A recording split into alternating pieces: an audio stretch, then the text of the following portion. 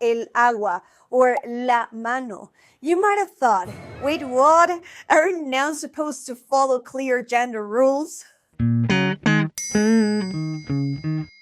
Hola amigos, soy Mariana and welcome back to Spanish 55. If you've ever been learning Spanish and come across words like el agua or la mano, you might have thought, wait, what? Aren't nouns supposed to follow clear gender rules? Don't worry, you're not alone. These quirky expressions can trip up even advanced learners.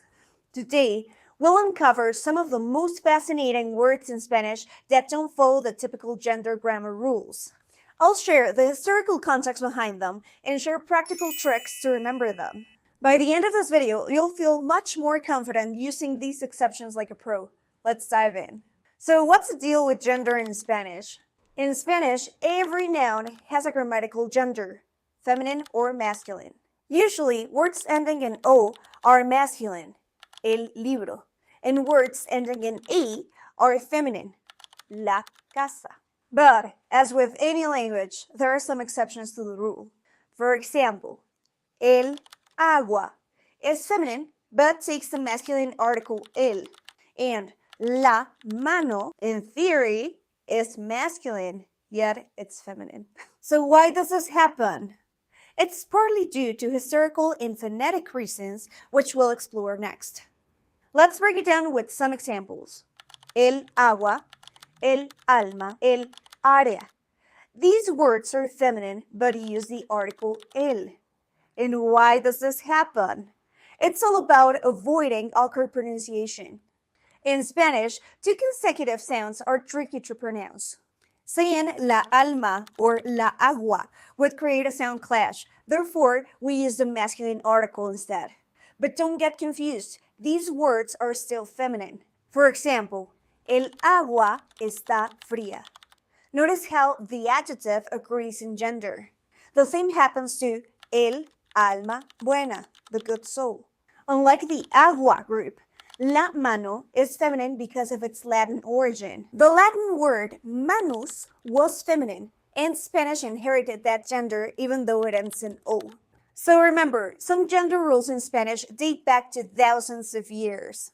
Let's check some other examples. El área, the area. El hacha, the axe. El águila, the eagle. El hambre, the hunger. El ala, the wing. El arma, the weapon. I know these exceptions might sound overwhelming, but here are a few tricks to help. Group similar words together. For example, all feminine nouns that use el for phonetic reasons tend to start with a stressed A sound. El agua, el área, el alma, el hacha, el águila. Can you see it? Practice these, as I said, to make them easier to remember. Look at adjective agreement. Even if the article changes, the adjectives will always match the true gender. For example, el agua fría, el alma buena. Create mnemonics. For tricky words like la mano, make up a sentence or story to help. For example, la mano has the feminine touch. Practice with sentences. The more you use these words in context, the easier they'll stick. Try writing down or saying sentences like el hacha está afilada. The axe is sharp. La mano izquierda es más fuerte. The left hand is stronger.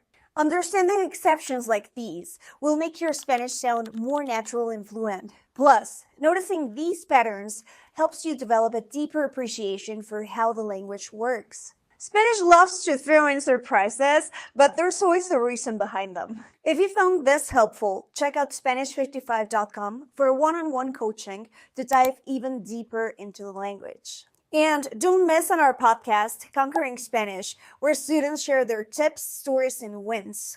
It's a perfect source of inspiration for your learning journey. Hasta la próxima!